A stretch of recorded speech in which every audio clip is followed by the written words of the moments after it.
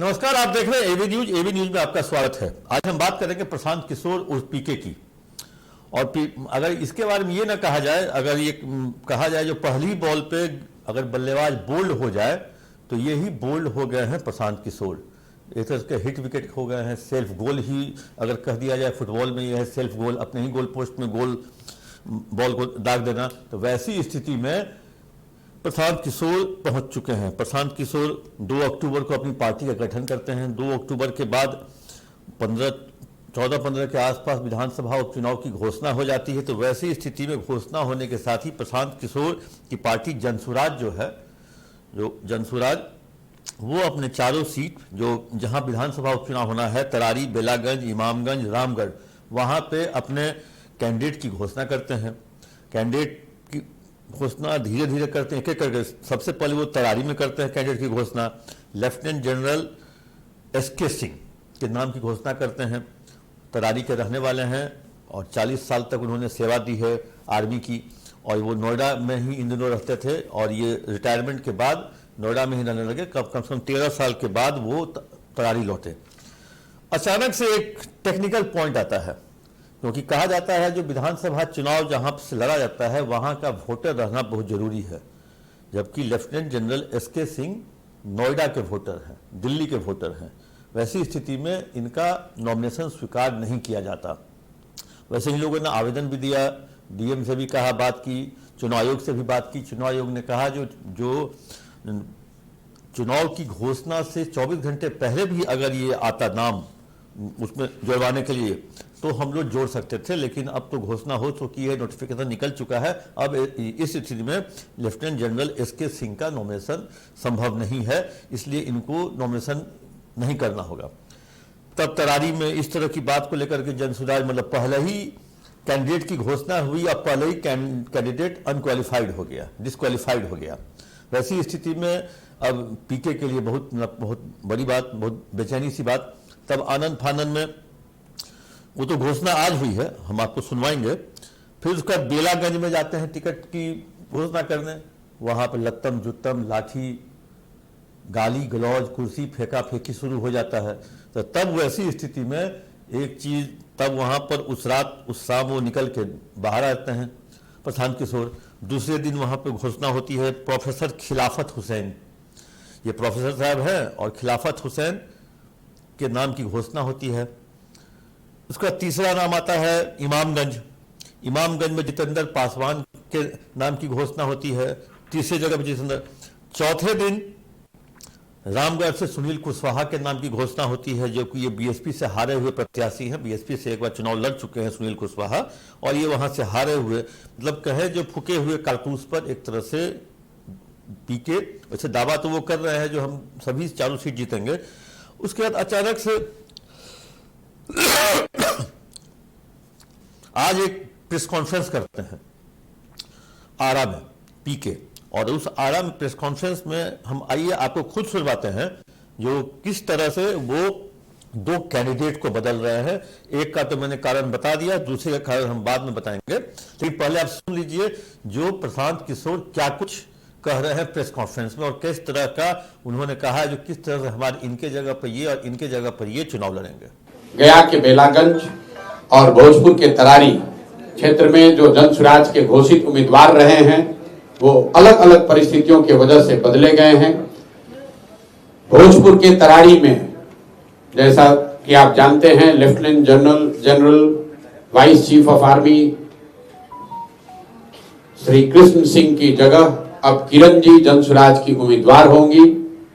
उसी तरह बेलागंज में प्रोफेसर खिलाफत हुसैन की जगह अब अमजद साहब जनसुराज के उम्मीदवार होंगे। मैं अपने तौर पर प्रोफेसर खिलाफत हुसैन का और जनरल साहब का तहे दिल से शुक्रिया अदा करता हूं। तो आपने सुना जो प्रशांत किशोर कह रहे हैं, जो एसके सिंह के जगह पर किरण सिंह और खिलाफत हुसैन के जगह पर मोहम्मद अमजद लड़ेंगे। अब ये अमजद साहब कहां से आ गए? तो खिलाफत हुसैन खुद प्रेस कॉन्फ्रेंस में खड़ा होकर प्रशांत किशोर के सामने ही कहते हैं जो अब मैं चुनाव लड़ने के लिए तैयार नहीं हूं, मेरी उम्र भी नहीं है, और कहे जो हमारे घर परिवार घर और परिवार को भी देखना है, इसीलिए मैं चुनाव नहीं लड़ पाऊंगा।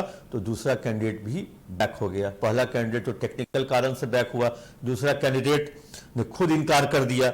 वैसी स्थिति में तब वो अमजद के नाम का उन्होंने किया। यही अमजद पहले दिन इनके नाम की घोषणा नहीं हुई थी, खिलाफत हुसैन के नाम की घोषणा हुई थी, तो इसी अमजद ने हंगामा किया था और इसी खिलाफत हुसैन ने इसी अमजद का नाम आगे करके उस नाम को टिकट दिलवाया, मतलब सिंबल दिलवाया। वैसी स्थिति में अब बताइए, मतलब जो जिसके खिलाफ हंगामा करता है वही उसके खिलाफ टिकट उसको दिलवा भी देता है। अब प्रशांत किशोर, जो कि जिनकी पार्टी में कम से कम 1 दर्जन से अधिक रिटायर्ड आईएएस आईपीएस उसमें शामिल है, कई बड़े बड़े आईएएस आईपीएस हैं और सही में बड़े बड़े आईपीएस हैं, लेकिन वो व्यक्ति रिटायरमेंट के बाद वहाँ पहुँचे हैं और इंटेलेक्चुअल की पार्टी वो बनाना चाहते हैं।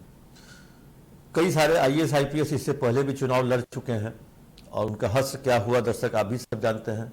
और बेगूसराय से डीपी जहाँ भी लड़े 5000 वोट लाए।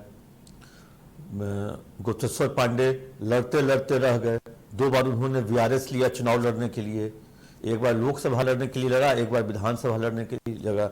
इत्तफाकन उन्हें टिकट नहीं मिला, सिंबल नहीं मिला और दोनों बार वीआरएस लिए गुप्तेश्वर पांडे। इस बार भी कई लोग जो है, जो कहीं राजनीतिक महत्वाकांक्षा जो ब्यूरोक्रेट्स रखे हुए हैं, जो मतलब कहें जो हारे हुए ब्यूरोक्रेट्स, मतलब माफ कीजिएगा रिटायर्ड ब्यूरोक्रेट्स, वो व्यक्ति इस बार चुनाव लड़ेंगे तो प्रशांत किशोर की पार्टी से। और कुछ ऐसे महत्वाकांक्षी व्यक्ति जो जिन्हें किसी पार्टी के द्वारा टिकट नहीं दिया जाएगा या जनसुराज से भी टिकट नहीं मिलेगा, वैसे लोग आरसीपी जो बना रहे हैं पार्टी, आरसीपी सिंह, उस पार्टी की ओर टुकुर टुकुर मुंह देख रहे हैं। जो आखिर आरसीपी सिंह कब पार्टी का गठन करते हैं। और आरसीपी सिंह, जो मैंने पहले भी एक बार कहा था, जो विधानसभा उपचुनाव के परिणाम के बाद विधानसभा उपचुनाव में उन्हें बीजेपी, जेडीयू, आरजेडी को नहीं देखना है, उन्हें देखना है जनसुराज कितना छाप छोड़ पाती है बिहार की जनता पर, बिहार के लोगों पर और बिहार के पॉलिटिकल सिस्टम पर। अगर वो छाप छोड़ जाती है तो हो सकता है आरसीपी पार्टी तो बनाए, लेकिन कुछ दूसरे तरीके से हो सकता है वो पीके के साथ भी जा सकते हैं। अगर पीके कोई छाप नहीं छोड़ पाते हैं तो आरसीपी के लिए एक थर्ड फ्रंट बनाने का एक मौका रहेगा और आरसीपी बहुत जल्द बनाने जा रहे हैं। उन्होंने इसकी घोषणा भी कर दी है। जो पार्टी बनाने जा रहे हैं उन्होंने तारीख नहीं बताई है, न पार्टी का नाम बताया है, लेकिन उन्होंने पार्टी की घोषणा कर दी है। लेकिन अब यही देखना होगा, तो प्रशांत किशोर जो 4 कैंडिडेट की घोषणा करते हैं, 2 कैंडिडेट फिर रोल बैक हो जाते हैं, एक तकनीकी कारण से और एक खुद ने इनकार कर दिया सिंबल लेने से। और अब देखने वाली बात होगी, जो व्यक्ति पहला गेंद नहीं झेल पाया, पॉलिटिक्स का पहला बॉल नहीं, पॉलिटिक्स का पी नहीं झेल पाया, उसको एस तक झेलना है पॉलिटिक्स। तो अब आखिर देखने वाली बात ये होगी, जो आखिर जनसुराज आगे क्या गुल खिलाती है, कितना छाप छोड़ पाती है। कैसा लगा यह कार्यक्रम, यह न्यूज, आप अपना कमेंट बॉक्स पे जाकर जरूर दें।